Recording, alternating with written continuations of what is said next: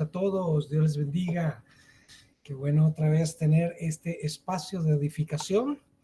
Así que gracias a cada uno de estos amados estudiantes muy juiciosos. Veo algunos usando sus cuentas de, de nuestro workspace aquí en la iglesia. Qué rico. Dios les bendiga. Qué bueno. Bueno, creo que me veo un poquito borroso. Voy a limpiar un poquito la cara, es decir, la cámara, que a veces se ve un poco borroso.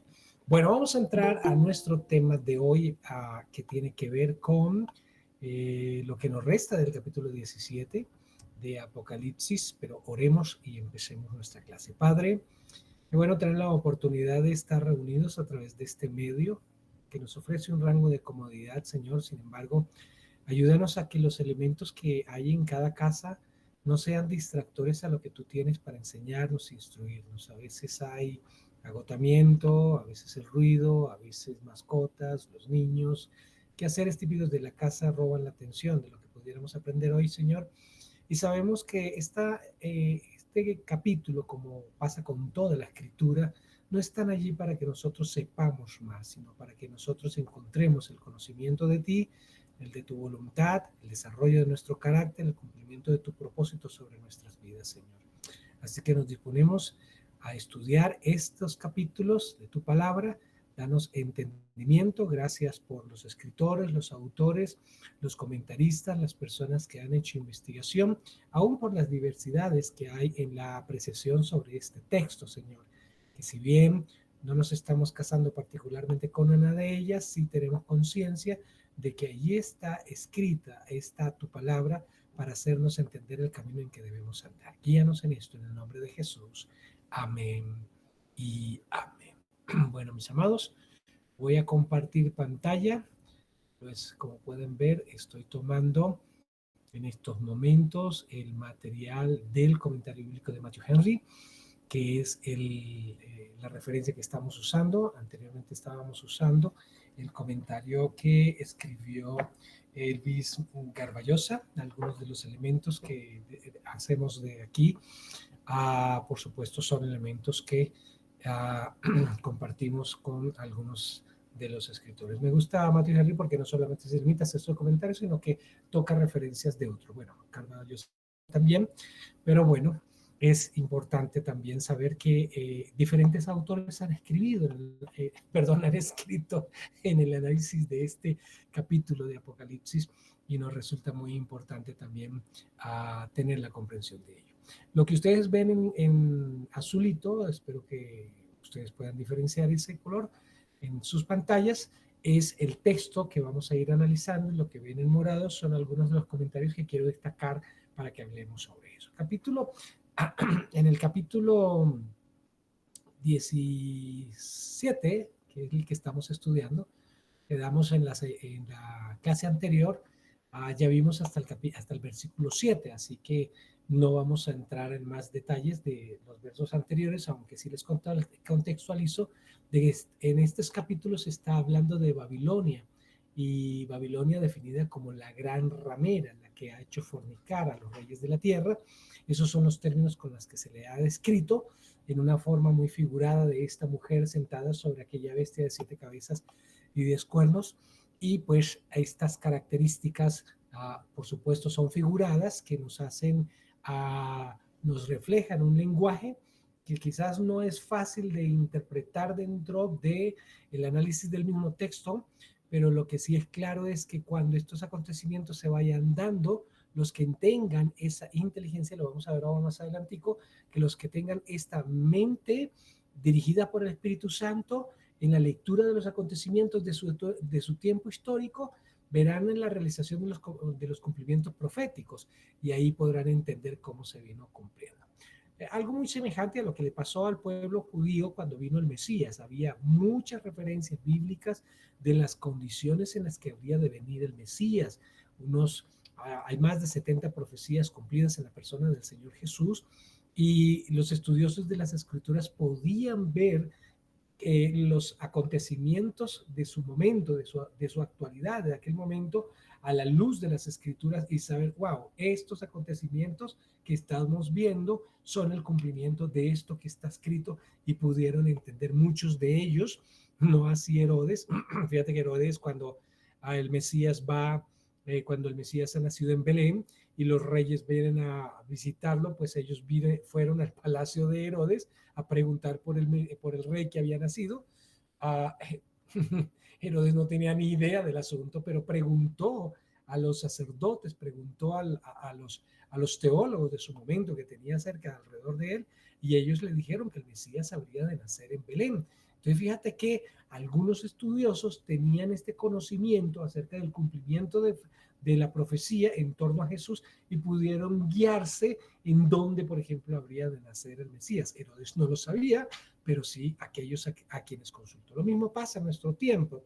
Quizás la polémica o las diferencias de apreciación en algunos de los comentaristas, en algunos de los autores que analizan el libro de Apocalipsis, porque pues podemos ver diferentes vertientes. Cuando empezamos este estudio pudimos observar diferentes frentes con los que se veía este capítulo o este libro, perdón, y se podían considerar diferentes formas o enfoques para su interpretación.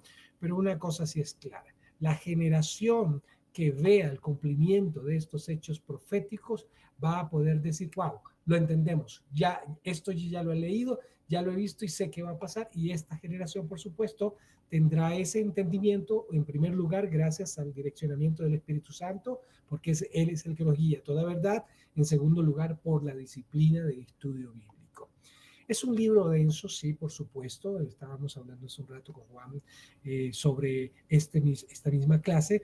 Y sí, estudiar Apocalipsis requiere concentrarnos. Por eso, si alguno durante la clase se está durmiendo o está entretenido en otra cosa, o mientras escucha la clase, pues se distrae con otras cosas, va a tener dificultades para poder comprender estas cosas que estamos estudiando. Pero bueno, lo estamos haciendo. Creo que es una responsabilidad que nos compete a todos los pastores enseñar a la iglesia sobre estas cosas para que no tengamos ignorancia sobre ellas, no estemos desapercibidos cuando estos acontecimientos vengan, y mucho más cuando vemos que estamos muy cerca, mucho más cerca de lo que Juan, el escritor, de lo que los apóstoles, de lo que el mismo apóstol Pablo se encontraba, de los tiempos del cumplimiento de estas palabras. ¿Saben? Muy bien. Estamos tomando la referencia de la Nueva Versión Internacional y vamos a leer el verso 8, donde dice: la bestia que has visto era antes y ya no es ahora. Pues fíjate que aquí hay unas declaraciones acerca de era antes, ya no es ahora. Parece que existía antes, sí, era y no es. Y subirá del abismo para ir a su propia destrucción. Los habitantes de la tierra cuyos nombres no estén registrados en el libro de la vida desde la creación del mundo quedarán atónitos cuando vean la bestia, porque era antes, no es ahora, con todo aún vendrá. De esto, algunos comentarios a considerar. En primer lugar, que la bestia de la que aquí se habla es precisamente el anticristo. No cabe la menor duda acerca de esto. Y lo podemos ver reflejado también en el verso 11, cuando dice, por ejemplo, en el verso 11 hay una referencia que dice: la bestia que era y no es también el octavo, y es entre los 7 y va a la perdición. Eso es más adelante en el verso 11 del mismo capítulo 17, que nos aclara estas características que tiene este personaje. Era, no es, y en el verso 11 dice que es el octavo y que es de entre los 7 y va a la perdición, dentro de muy probablemente las 7 cabezas sobre la cual está asentada la Babilonia. El Imperio Romano histórico. Ahora, este comentarista considera, como muchos también, que la Gran Babilonia hace referencia al escenario religioso de Roma, por cuanto se refiere a que está sentada sobre 7 colinas o sobre 7 montes, y esa particularidad que tiene Roma. Sin embargo, no todos los comentaristas concuerdan con esta apreciación, queriendo afirmar que la gran ramera es la Iglesia Católica o cosas por el estilo, porque hay otras apreciaciones acerca de la definición de la gran ramera. Para otros, como tiene que ver con la descripción de Babilonia, creen que hay el resurgimiento de la antigua Babilonia y va a haber un resurgimiento de ella, y muchas de las características de la Babilonia del Antiguo Testamento se van a ver reflejadas en la Babilonia que aquí está profetizada, y por lo tanto algunos comentaristas creen que esta Babilonia es el resurgimiento de aquel imperio babilónico también ubicado en lo que sería el equivaldría hoy a Irán precisamente. Y entonces uh, este, tendría el mismo efecto que la antigua Babilonia tuvo sobre el pueblo de Dios, persiguiendo, desolando la ciudad y todo, que sabemos bien que fue en Babilonia. Nabucodonosor vino y destruyó a Israel, destruyó a Jerusalén y se llevó por 70 años cautivos al pueblo judío. Entonces, esta apreciación que hace este comentarista, pues no es necesariamente la apreciación en la que debamos sentar cátedra y afirmar categóricamente, pero miramos lo que opina. El Imperio Romano, ahí dice romano, pero el Imperio Romano histórico existió durante unos 6 siglos aproximadamente hasta su caída en la segunda mitad del siglo V de nuestra era.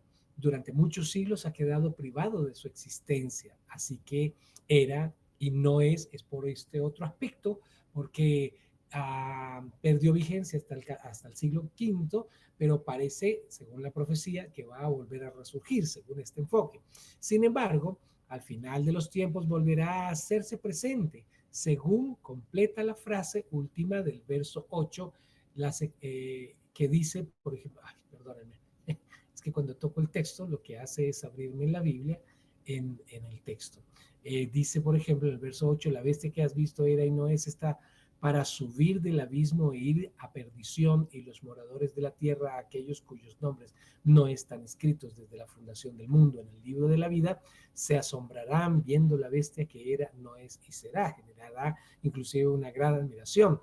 Entonces, se dice que subirá del abismo porque se presentará en el escenario del futuro, gracias al poder recibido de manos del rey del abismo, es decir, del diablo, el propio diablo, el dragón, de que vimos en el capítulo 12, que ya lo estudiamos, irá a la destrucción, es otra descripción que se refiere a este personaje del que se menciona en el verso 8, irá a la destrucción porque en fin de cuentas será derrotado y destruido por el Cordero, que eso lo veremos más adelante en el capítulo 19, pero algo de esto ya vimos en el capítulo 13.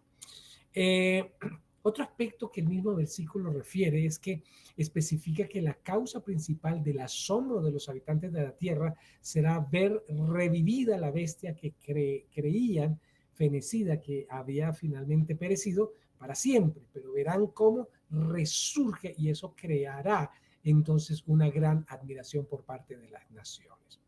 Entre los versos 9 al 12, dice así: esto exige una mente con sabiduría. Las 7 cabezas son 7 colinas sobre las que se asienta la mujer. Son también 7 reyes. Ahora, nota que hace un momento yo estaba explicando que la Gran Babilonia se asienta sobre 7 cabezas, y el texto, Juan está explicando las 7 cabezas, son 7 colinas sobre las que se asienta la mujer. Esto es lo que da a entender a muchos que esta gran ciudad, la gran ramera, la Gran Babilonia, es la ciudad de Roma, ¿sí? Y lo que lleva a pensar entonces que en el centro de la ciudad de Roma se genera, es un epicentro de la unidad religiosa a nivel mundial, ¿sí? Y bueno, bien es conocido que es el epicentro de gobierno de la Iglesia Católica Romana alrededor de todo el mundo, ¿sí? Pero no todos los enfoques de la interpretación de este texto coinciden en afirmar que sea Roma, porque dice también, son también 7 reyes. Entonces, fíjate que lo define como colina, pero también lo define como reyes. 5 han caído, uno está del otro, el otro no ha llegado todavía, pero cuando venga ha de permanecer por un poco de tiempo. La bestia que era antes y no es ahora es un octavo rey. Pertenece a los 7 y será marchando a su destrucción. Los 10 cuernos que viste son 10 reyes que no han recibido aún la dignidad regia, son reyes del reino del futuro, pero que durante una hora recibirán autoridad sobre autoridad como reyes junto a la bestia. Bueno, ahí hay un texto un poco denso para poder, wow, es que aquí hay muchos elementos. Veremos algunas cosas. Fíjense que empieza diciendo que se requiere sabiduría, y la sabiduría necesaria en especial para saber distinguir el primer grupo de los 8 reyes y del segundo, es decir, de los 10 reyes. Es fíjicamente que el ángel advierte que se requiere una mente que tenga este tipo de sabiduría. Claro, en la escritura cuando dice en Santiago que si alguno tiene falta de sabiduría, que se la pida a Dios y Él se la dará. Así que el entendimiento de la escritura ni siquiera depende de los estudios o comentaristas, sino de la revelación del direccionamiento del Espíritu Santo en la clara y juiciosa comprensión del libro de Apocalipsis. El texto también al verso dice, las 7 cabezas son 7 colinas sobre las que se sienta la mujer.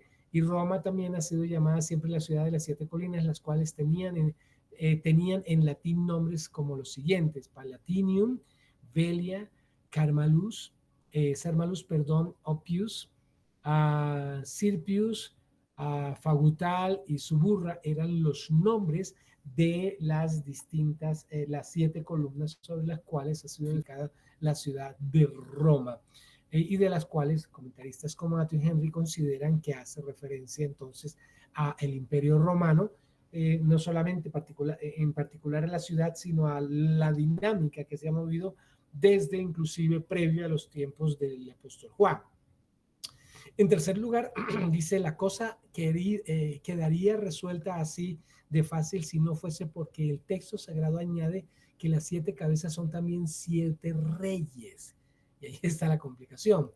Uno de los comentaristas, Walworth, aporta una larga cita acerca de 6, otro comentarista en la que sostiene que el versículo 9 de Apocalipsis 17 no se refiere a las 7 columnas de Roma, sino que significa 7 montes regios, o toma monte en sentido de metafórico y arguye incluso que en griego ore no significa columnas, sino montes. Y de esta manera, pues la ramera de Apocalipsis 17 no concluiría en forma alguna solo al papado, como mantienen todos los intérpretes respetables, sino que todos los defensores de la falsedad, sino a todos los defensores de la falsedad organizada en religión. Es decir, no se refiere particularmente a la Iglesia Católica, sino a toda una organización religiosa falsa que inspirará o incitará a la unidad, y que comenzó por Nimrod, fundador de la antigua Babilonia, y siguió por Egipto, Asiria, Babilonia, Grecia, Roma. Entonces, a través de la historia, este imperio o este mover religioso ha venido trascendiendo en todas las naciones. Se habla de los reyes y se menciona que 5 de los cuales han caído, y si contamos desde el primer emperador, estos serían Augusto, número 1, Tiberio, 2, Gallo, 3, Claudio, 4 y Nerón, 5. Ahí están abarcando los años desde el 27 antes de Cristo hasta el 68. Ahí tenemos entonces estos primeros 5. Uno está, probablemente se refiere a Vespasiano, que gobernó entre el año 69 al 79, y los 3 emperadores Galba, Otón y Vilelio, que gobernaron en rápida sucesión en Roma. Ellos no duraron mucho tiempo, algunos duraron durante los 18 meses entre la muerte de Nerón y la captura de Roma por las tropas de Vespasiano, en el 21 de diciembre del 69. Difícilmente pueden entrar en cuenta desde el punto de vista de las provincias orientales. En ellas, las autoridades de Vespasiano fue indispensable desde su proclamación en Alejandría, el 1 de julio del 69. El otro no ha llegado todavía, es decir, hay un rey profetizado en el Apocalipsis que no ha venido. Se cree que el sexto haya sido Vespasiano y ha de permanecer un poco de tiempo. Algunos piensan que Tito, el sucesor de Vespasiano, solamente reinó 2 años. Para algunos entonces hace referencia a este tipo de gobierno de Roma. Sin embargo, en la profecía no está estrictamente señalando que estos sean estas 7 cabezas. En cuanto a la bestia que era y no es, es un octavo, aquí tenemos de nuevo la oscilación entre el imperio, es decir, la bestia, y el emperador, una de las cabezas, que personificó su poder en un tiempo. Al final, el poder del imperio perseguidor quedará personificado por el imperial anticristo, que pertenece a los 7, posiblemente en el sentido de ser como una reencarnación de uno de ellos. Este afirma este comentarista. Entonces, a los comentaristas del siglo II en adelante hallaron natural identificarlo con Domiciano, ¿sí?, sucesor de su hermano Tito, y considerarlo como el segundo Nerón. Se le atribuyeron como si Nerón hubiera resucitado y le asignaron de pronto esta apreciación de la reencarnación de Nerón. Este octavo rey es o procede de los 7, no es otro que el anticristo, que por una parte empalma con los antiguos perseguidores del cristianismo y, como dice Bruce, viene a ser como la reencarnación de uno de ellos, y por otra parte ocupa su puesto prominente sobre los 10 reyes que han de venir. Entonces, aquí podemos observar, primero hace referencia a las 7 cabezas, luego habla que hace sobre las cuales está sentada la bestia, y esas 7 cabezas son atribuidas a los gobernantes de Roma en los inicios, desde su inicio hasta el periodo donde Juan estaba escribiendo el libro de Apocalipsis. Pero ahora viene lo de los reyes, es decir,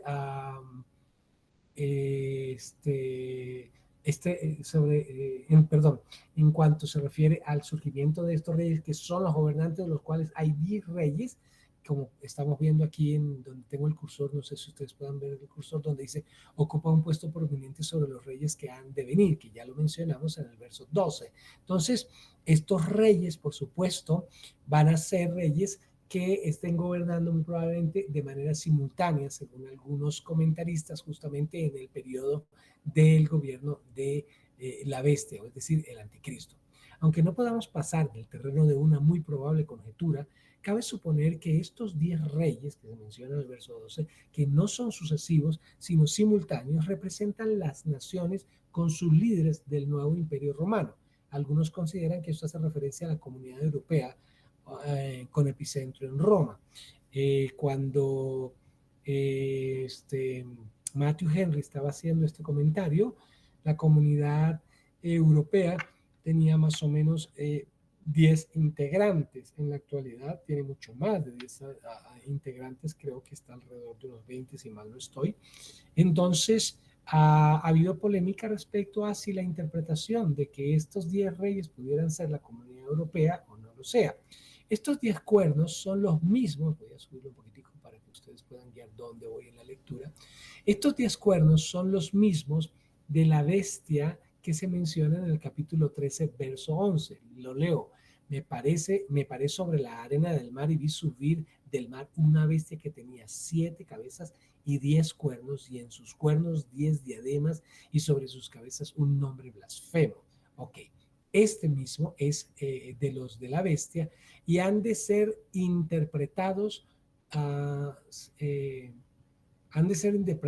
somos consecuentes, de la misma manera. De ellos dice el texto sagrado que no han recibido aún dignidad regia, es decir, que no han llegado aún al poder, porque no se les ha sido dado por la bestia, no por la bestia, pues puesto que lo van a recibir con ella, pero no por ella, sino como siempre en Apocalipsis, por la sabia permisión o la soberanía de Dios, que permite que este tipo de acontecimientos sucedan para que la escritura se cumpla. En los versos 13 y 14 leemos: todos ellos, quienes, los 10 reyes, tienen la misma intención. ¿Cuál intención? Entregar a la bestia su poder y su autoridad. Mira, tienen la intención de sujetarse a la bestia y a su autoridad, y harán la guerra al Cordero. Pero el Cordero los vencerá, porque Él es Señor de señores y Rey de reyes, y con Él estarán sus llamados, escogidos y fieles seguidores. En este versículo se habla de los 10 reyes aludidos en el verso 12, que ya lo vimos, y van a servir de puente entre el pluralismo nacional de la época anterior a la gran tribulación y a la dominación absoluta y exclusiva del anticristo, que 10 reyes que gobiernan las naciones metan su autoridad a la bestia, a la del anticristo, pues hace evidente que pasaremos de una pluralidad gobernativa a una unidad donde hay una monarquía universal, que es la que va a tener el anticristo. Es de notar que la completa unidad de estos 10 reyes en su plan de entregar el poder al anticristo, es decir, tienen una sola intención, están unificados en esa intención de darle el poder al anticristo. Le van a conferir al anticristo su poder, y esto es sus fuerzas militares, su economía, su autoridad, es decir, su potestad política nacional e internacional. Esto da a entender entonces que habrá un periodo donde haya una especie de unidad internacional, que prácticamente las divisiones políticas parecieran borrarse del mapa, porque prácticamente habrá una sola persona, una figura gobernando alrededor de todo el mundo, menos precisamente sobre el particular pueblo de Israel quizás. Pero dice, la razón principal por la que el Cordero va a vencer al anticristo y a sus huestes no es precisamente lo selecto de las tropas con el que el Señor Jesús cuenta, sino porque él mismo es Señor de señores, es decir, es soberano de los poderes terrenos, por altos que estos sean. Y también es Rey de Reyes, esto es Rey Supremo sobre los reyes y sobre los reinos en el universo entero. Así que vemos que la soberanía de Cristo prevalecerá por encima de las intenciones en las que estos reyes y el anticristo quieran pelear contra el Cordero. En el verso 15 dice, luego me dijo el ángel, las aguas que has visto donde está sentada la prostituta son pueblos, multitudes, naciones y lenguas. Bueno, estas aguas en el mar significan en la Biblia las muchedumbres, y en especial las gentes paganas en oposición a Dios y al unigénito, es decir, el Mesías. Se pone aquí en relieve el gran poder espiritual, moral, político y económico. Mira la unidad que va a presentar el anticristo cuando esto suceda, y que la iglesia apóstata especialmente ejercerá al fin de los tiempos con el apoyo del anticristo y sus fuerzas. Entonces podremos observar que habrá una unidad y las naciones todas estarán en ese sentir de alegría. Quizás cuando vemos en nuestra actualidad todo el panorama político en las naciones, las guerras, los rumores de guerra, las pestes, lo que está sucediendo con los huracanes, con las epidemias y todo esto, pues hay un clamor muy grande en muchas naciones, como diciendo, necesitamos una figura que tenga la suficiente autoridad, el suficiente poder como para poder dominar sobre todas estas cosas y subyugarlas. Y antes de la manifestación del anticristo, con toda seguridad la situación va a ser tan crítica en estos 4 órdenes: político, económico, religioso y social, que las naciones, cuando vean la manifestación del anticristo, agradecerán la manifestación del mismo, porque se presentará como el que resuelve todos los problemas en las naciones, ¿vale? Así que la bestia de los 10 cuernos, dice el verso 13, verso 16, dice, la bestia y los 10 cuernos que has visto aborrecerán a la prostituta. Ahora, aquí hay un cambio en el sentido de cómo hay esta relación entre la prostituta, la gran ramera, con las naciones. En un principio las naciones están, engrosinadas con ella porque han bebido del vino de la fornicación de la prostituta.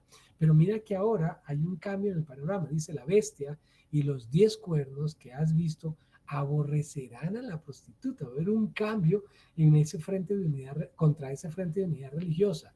La conducirán a la ruina y la dejarán desnuda. Se comerán su carne y la abrazarán con fuego. Pues Dios ha puesto en sus corazones eso. Fíjate que ni siquiera es por ellos mismos, sino porque Dios pone eso en sus corazones para que lleven a cabo el designio divino, poniéndose de acuerdo, es decir, para que cumplan las escrituras, poniéndose de acuerdo en entregar a la bestia su poder de gobernar hasta que las palabras de Dios se hayan cumplido. La mujer que has visto en la gran ciudad que ejerce su soberanía sobre los reyes de la tierra. Entonces aquí podemos ver Mira el nivel de influencia que ella ha ejercido sobre los reyes de la tierra, pero cómo estos 10 reyes y esta bestia van a tener un cambio en relación, y eso que ella les ayuda a lograr desde el ámbito religioso este tipo de consolidación universal de gobierno y de autoridad. Dice que el apoyo del anticristo, dicen los comentaristas, y los líderes de las naciones a su servicio han prestado a la Babilonia religiosa, y el afectado que le han mostrado, y el afecto, perdón, que le han mostrado, se tornan ahora desprecio, odio y persecución. La dejarán convertida, perdón, la dejarán convertida en un desierto, uh, es decir, vacía de riquezas y arruinados sus habitantes y desnuda, esto es, despojada de sus joyas y sus vestidos suntuosos. Más aún, se comerán su carne por medio del robo y del pillaje, no es una carne literal, y abrazarán con fuego, es decir, consumiéndola definitivamente por completo. Y ese será el destino final de la gran ramera en manos de este grupo, tanto el anticristo como los 10 reyes que le han dado la autoridad o su autoridad al anticristo. Finalmente el ángel designa de nuevo a la gran ramera a fin de que Juan no tenga duda alguna sobre su identificación. La mujer que has visto, lo que vimos ahora en el texto, no hay otra en todo el capítulo que la descrita en los versículos 1 al 7, que ya lo estudiamos en la clase anterior, que es la gran ciudad. No como ciudad literal, pues entonces no sería un misterio, sino como un sistema religioso que ejerce su soberanía sobre los reyes de la tierra. En efecto, la Roma religiosa de los últimos tiempos estará montada sobre el anticristo, no solo para ser sostenida por él, por el poder político mundial de la bestia, sino también para dirigir ella misma la estrategia del anticristo en los planes políticos, religiosos a escala mundial. Insistimos entonces que cuando se hace referencia a Roma, estamos refiriéndonos particularmente a un sincretismo religioso que ha logrado una unidad de religiones, y esta pues da pie o facilita las condiciones para que el anticristo pueda gobernar y recibir autoridad junto con los 10 reyes. Hasta ahí termina el capítulo 17 de Apocalipsis y cerramos entonces este capítulo. Pero el capítulo 18 no sale del tema, nos presenta o continúa hablando de la gran ramera de la Babilonia, pero tiene otro enfoque, y ese es otro aspecto interesante del capítulo 18 en el contraste del capítulo 17. La ramera que presenta el capítulo 17 es una ramera de un énfasis muy religioso, mientras que la gran Babilonia, que de la Babilonia la Grande, de la que hace referencia en el capítulo 18, es también a esta ciudad, para algunos comentaristas, como lo referí hace un rato, es el resurgimiento de la antigua Babilonia, el imperio babilónico, es el resurgimiento, pero tiene otros enfoques que son el enfoque comercial, el enfoque económico y comercial para este último tiempo. Siguiendo las divisiones de Reedy, podemos dividir el capítulo en 4 partes, el capítulo 18. Primero tenemos el anuncio de la destrucción, luego la apelación al pueblo de Dios todavía remanente de la ciudad a salir de ella. En tercero veremos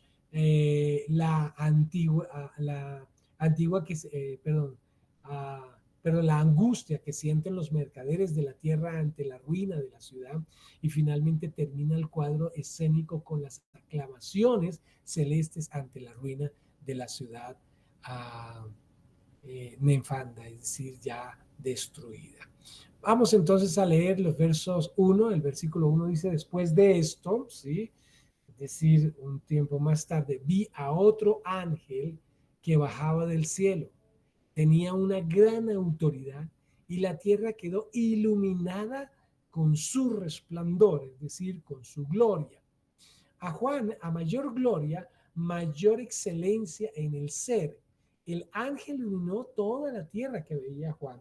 estaba en el negro escenario del capítulo que acabamos de estudiar, en el capítulo 17. Juan estaba en este panorama en que había visto en el desierto a escala de perversidad cósmica a la bestia escarlata y a la mujer que sobre ella cabalgaba, y de repente entonces ahora ve este ángel que se llena de luz a toda la tierra. Este nuevo mensajero de Dios anuncia con voz poderosa la ruina de la Babilonia político-mercantil. Y empieza a hacer este tipo de cántico, este tipo de declaración. Con una poderosa voz gritó: cayó, cayó, Babilonia la grande. Se ha convertido en morada de demonios y en guarida para todo espíritu maligno, es decir, inmundo, en guarida de toda clase de aves inmundas y detestables, porque todas las naciones han bebido del vino enloquecedor de su fornicación. Los reyes de la tierra fornicaron con ella, y los mercaderes de la tierra se enriquecieron con su excesiva fastuosidad. Entonces, ahí viene esta declaración, que es la primera parte de las 4 divisiones que vimos, que están propuestas en esto. Y podemos observar que en el verso 2, notar el vocablo porneia, que es el término donde deriva por pornografía o donde deriva fornicación. Y es precisamente cuando dice el vino del furor de su fornicación, se usa esta palabra, este vocablo porneia, y que tiene que ver en su sentido literal con lo sexual, pero también tiene un énfasis comercial que también aplica a lo sexual, tanto en el terreno religioso espiritual, la Babilonia eclesiástica, que fue la que vimos hace un rato, con el terreno político mercantil, la Babilonia política comercial. Y este es el énfasis que va a tener este capítulo. Esta Babilonia que estaremos viendo en este capítulo es ese lado político religioso de esa Babilonia que finalmente será destruida.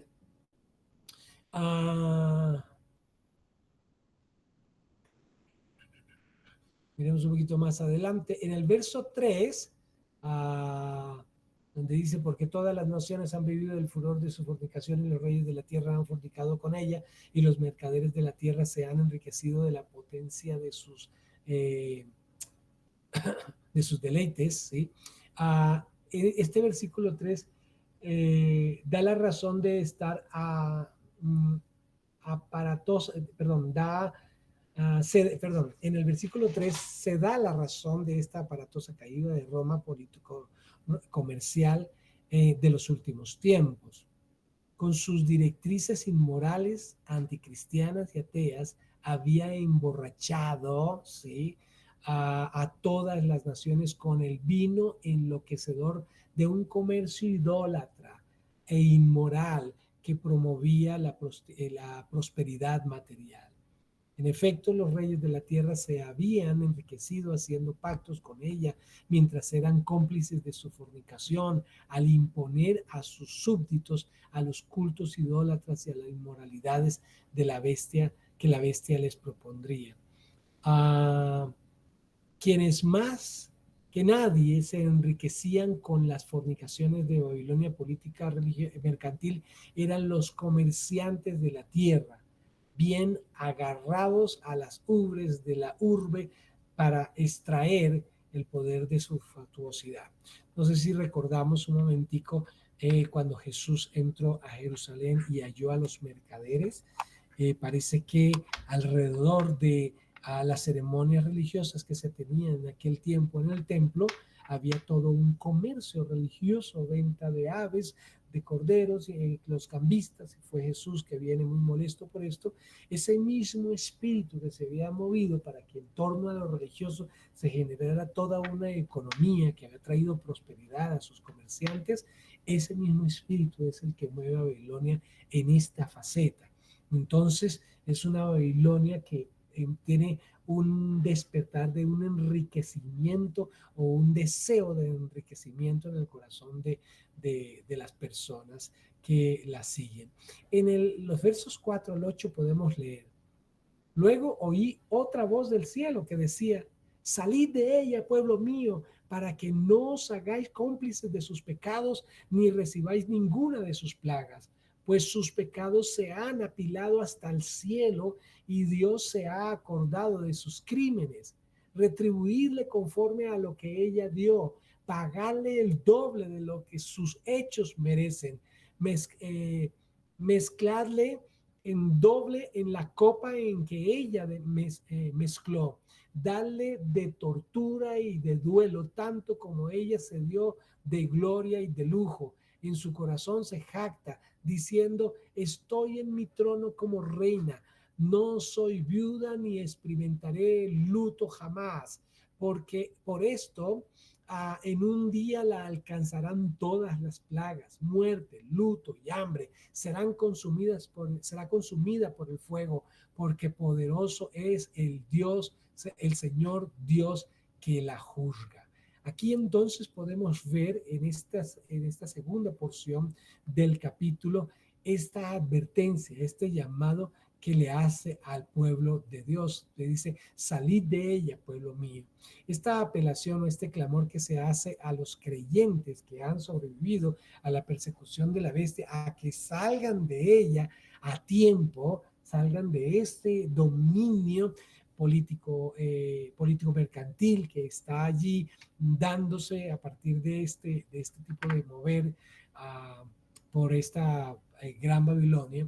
Entonces hay una convocatoria al pueblo que todavía es remanente sobreviviente de todo lo que se está dando en esta última semana de las 70 semanas de Daniel. Si se quedan allí, ¿qué va a pasar? Pues se harán cómplices, ¿sí?, de los pecados de esta Babilonia idólatra e inmoral. Si se quedan allí, pues les alcanzará también a ellos las plagas que van a ser derramadas sobre ella. Con la frase tomada, estas frases también que vemos, que acabamos de leer, también están referidas en Jeremías 51, verso 9, donde dice: curamos a Babilonia y no ha sanado. Dejadla y vámonos cada uno a su tierra, porque ha llegado hasta el cielo su juicio y se ha alcanzado hasta las nubes. Y esto se designa a continuación el motivo por el que dichas plagas van a descender sobre la ciudad. Sus pecados se han acumulado sin solución de continuidad. Es decir, en esta expresión hasta el cielo, que lo podemos ver, hasta formar una pila que llega al cielo, han llegado en realidad hasta la presencia del mismo Dios para traerle a la memoria las iniquidades de la ciudad.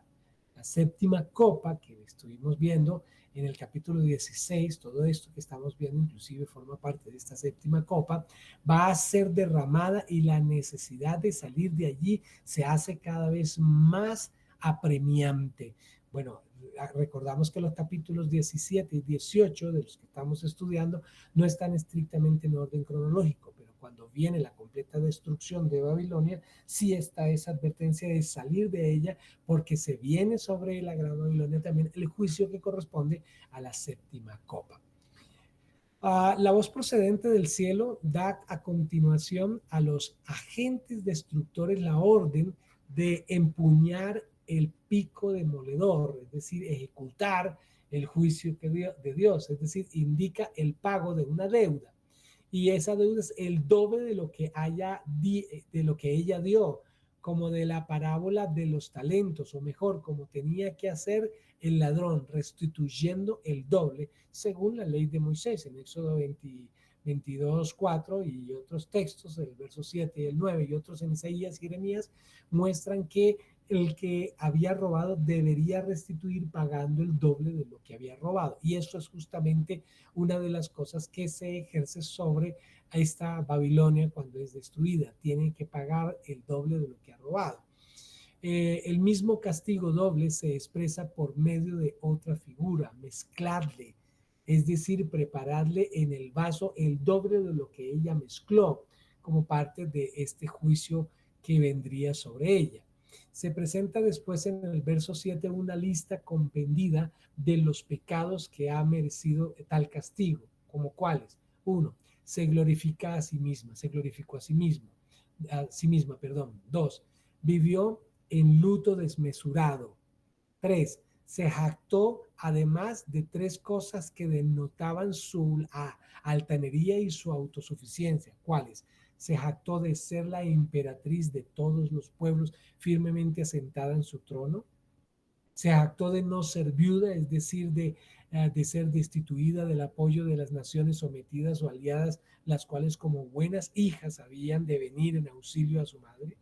Y se jactó de estar convencida de que su pretendido estado de seguridad perduraría indefinidamente, de forma que nunca tendría que hacer duelo ni lamentación como quien ha perdido la corona o los bienes o a los parientes. Estaba en una plena seguridad, creía que definitivamente nada malo le habría de suceder. ¿Y esto por qué?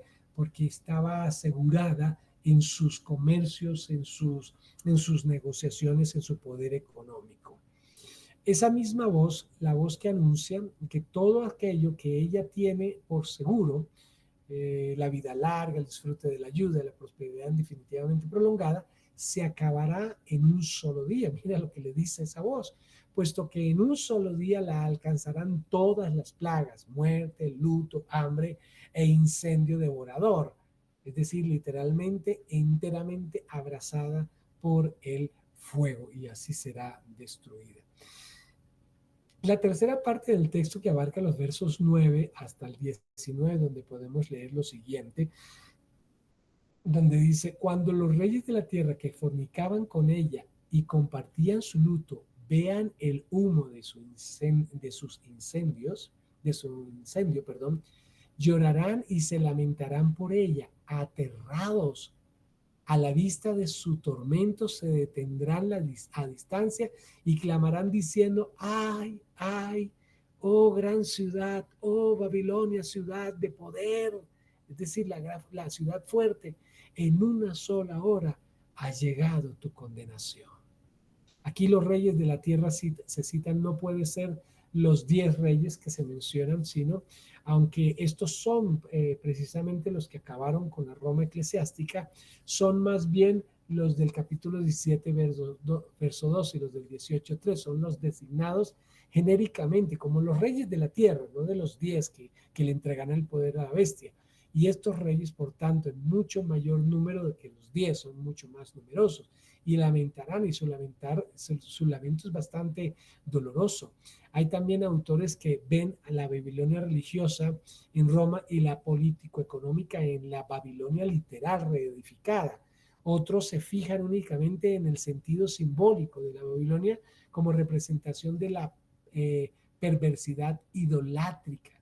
La gran ciudad tiene que entenderse simbólicamente, por supuesto, que así es como tenemos que mirarla. Por eso hemos hecho esta advertencia de pensar que es literalmente Roma, la ciudad capital de Italia. Pues aquí no nos lleva mucho a definirla desde el pasaje de esa manera. Para ir avanzando.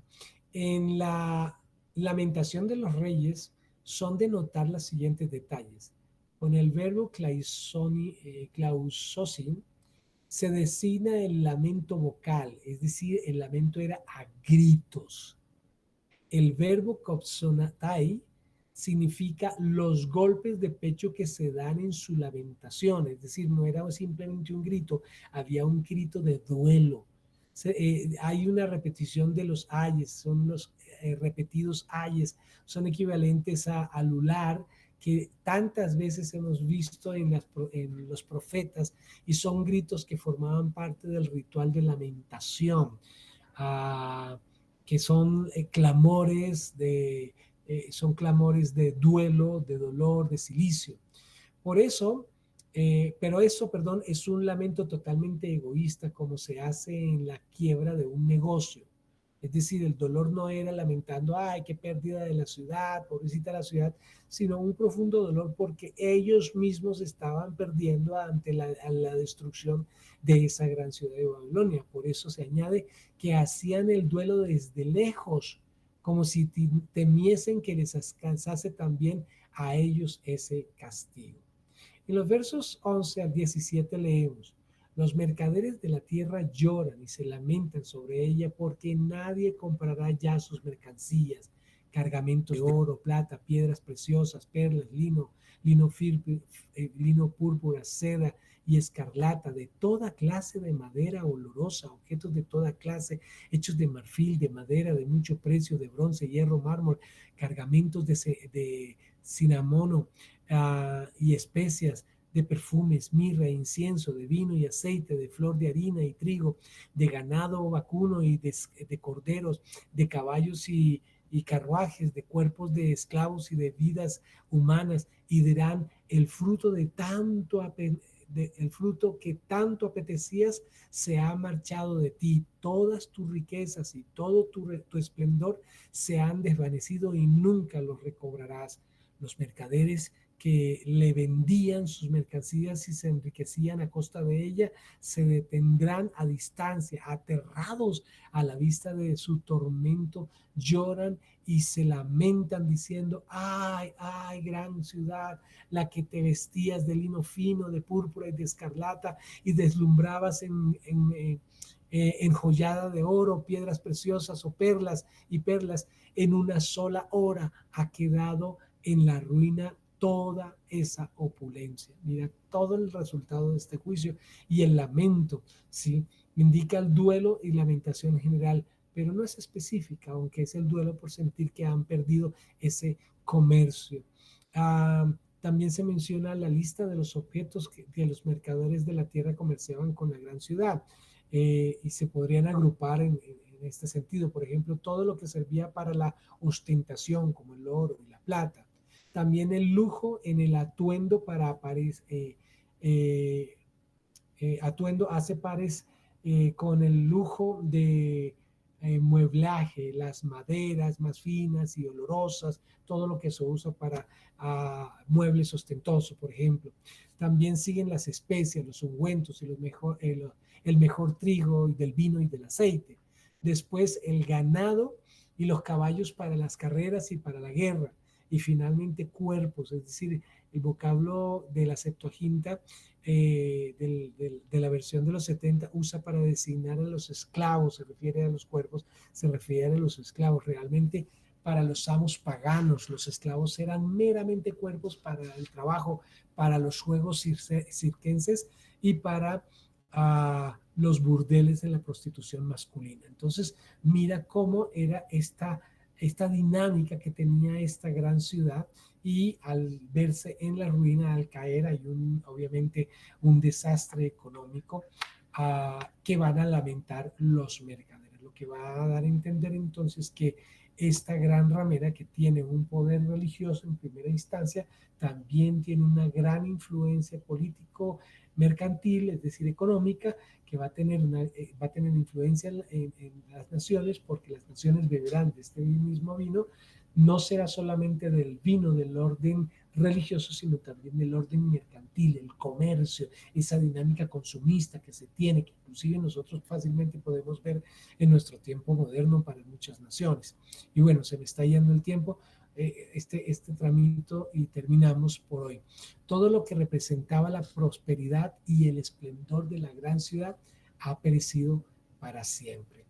Como contrapunto a los lamentos del verso 16, podrían escucharse las palabras de nuestro Salvador en Mateo 19, donde dice, no hagáis tesoros en la tierra, donde la polilla y el herrumbe corroen, y donde ladrones oradan y roban. Allegad más bien tesoros en el cielo, donde ni la polilla ni la herrumbe corroen, ni los ladrones oradan, ni roban, porque donde está vuestro corazón, allí está también, donde está vuestro tesoro, perdón, allí está también vuestro corazón. Entonces quedamos para nuestra próxima clase ver desde el verso 17, la segunda parte, en este punto, para continuar y así terminar este capítulo, que es el que nos queda pendiente. Bueno, mis amados, vamos a dejar de compartir acá. Muy bien, para que podamos vernos nuevamente.